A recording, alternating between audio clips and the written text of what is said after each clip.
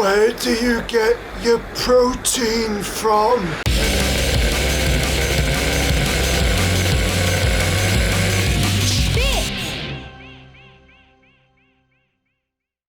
Hey up, welcome to Henchfit. How's that doing? Quick bit of history about me. Up until about 2009 I was a typical male bodybuilder. Half a kilo of meat a day, a litre of milk a day, 3 eggs a day. I thought that was the only way you could make gains in gym. I was going through a few difficulties and one of my friends suggested why don't I try being a vegetarian for a bit. Of course at the time I thought that were a load of nonsense, but you know, I humoured her, gave it a try for 2 weeks. And after that I felt so good I didn't really want to go back to eating meat. That was just my choice, you know, you've got to do what feels right for you, for your body, for your mental health. So I always say to people when they're unsure what to do, give it a try for 2 weeks, see if you like it. If you don't, then at least you've got that knowledge moving forward. You can try some other stuff out, you know, experiment. But for some reason when people find out you're vegan or vegetarian, they suddenly become a nutritional expert. The amount of times I've been asked, where do you get your protein from? My favourite 2 rebuttals to that question are either your mum or G. Of course it doesn't help that everybody keeps following the first 2 rules of Vegan Club. The first rule of Vegan Club is, tell everyone about Vegan Club. The second rule of Vegan Club is, you tell everyone about Vegan Club. We're all living in an age where everyone thinks they're an expert on everything. Most of the time this is without even doing their own research or experimenting on themselves to get the real answers. Look around in wild, some of the biggest animals out there, they're all vegetarian. Gorillas don't eat meat and according to some studies they can lift up to 2,000 kilos. And you wouldn't fuck around with a hippo, would you? Our protein requirements are quite often exaggerated for marketing purposes in order to sell you shit that you don't really need. Average person only needs about 0.8 grams per kilo of body weight in order to function. So for average Joe, that's about 56 grams of protein a day. For people that are training a lot, they obviously need a little bit more, but not as much as everybody makes out. There's protein in everything that we eat. There's protein in broccoli, there's protein in lentils. If needs must, you could even actually live off raw potatoes. It's not ideal and you'd end up with a few vitamin deficiencies, but it worked for Matt Damon, so it must be alright.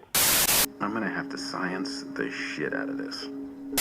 Living on a vegan diet's not rocket science. People make it out to be way more complicated than it actually is. Just have a lot of colours on your plate, plenty of fruit and veg, and steer clear of processed foods. So in this part of the channel, I wanted to go through some of my favourite easy vegan recipes that they can make at home and save this in a bob or two. Because as you probably know by now, I'm from Yorkshire, and one of our main goals in life is to save as much money as possible. We're like dolphins, watertight. So this recipe is for easy vegan hummus. So first off, head to your local grocer or marketplace and grab yourself a packet of chickpeas. Measure out 500 grams, bung them in a bowl, add some water. Leave them to soak overnight. Bring your pan to a light boil and keep them there for about 20 minutes or until they're tender. And next comes fun part, because in order for them to mix into a smoother paste, you're going to have to de-skin every single bloody chickpea. I know what you're thinking, oh I can't be arsed, oh I can't be bothered, I've got too much other stuff to do. Be honest, we're still in lockdown, I think you've got a little bit of time free. I'm proper OCD, so I actually quite enjoy this part. But bung yourself an album on or Netflix, and if you want a better result, just get it done. And for all those guys out there that are a bit concerned, we all know it's actually a myth that men can't multitask. We've got no problem peeing in the sink while we brush our teeth. Why do you think sinks are installed at the height they are? Oh my gosh. A bit of privacy. Sorry.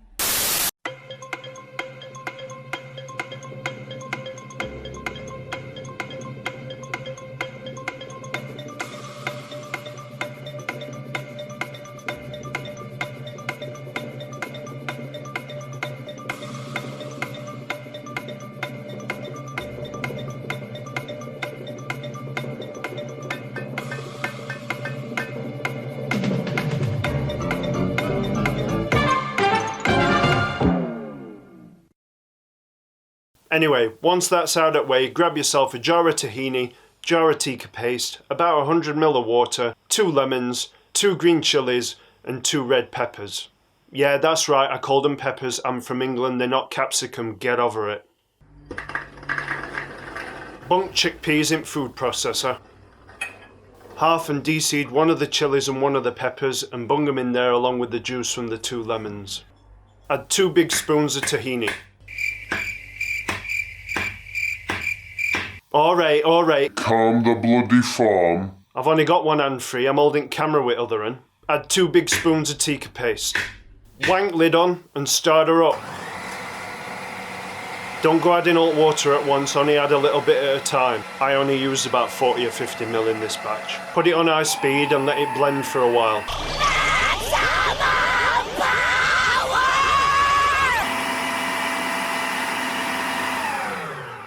It might take a bit, so keep checking on it every so often. You want it to blend to a smooth paste and not be too runny.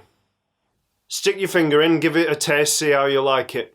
Say no more, know what I mean? Nudge, nudge. Now you've finished blending, de-seed and finely chop the other chili and pepper and add them to the mix. Give it a good stir. When you're happy with it, spoon it into some little containers. I'm using here some old hummus containers that I shamefully bought for $4.50 each. Put a bit of cling film on top and then put lid on. Bung it in fridge, it should keep for up to a week. So that's easy vegan hummus. But isn't all hummus vegan? That's right, Mr. Peabody. Quiet, you. Really easy meal solution with some chopped veg or rice crackers, whatever you want to dip into it. To buy this amount of hummus in the shops here, it costs between 20 and 30 bucks. I made all this for about $10. $10. So because of that, it earns the special Skinflint Seal of Approval stamp. Cheat, motherfucker! If you like this recipe, let me know what you thought about it in comments and keep your eyes on my channel for more videos. Thanks for watching, have a good one, stay hench. While you rinse them, agitate the beans vigorously between your hands to release the skins, which will float away. Motherfucker.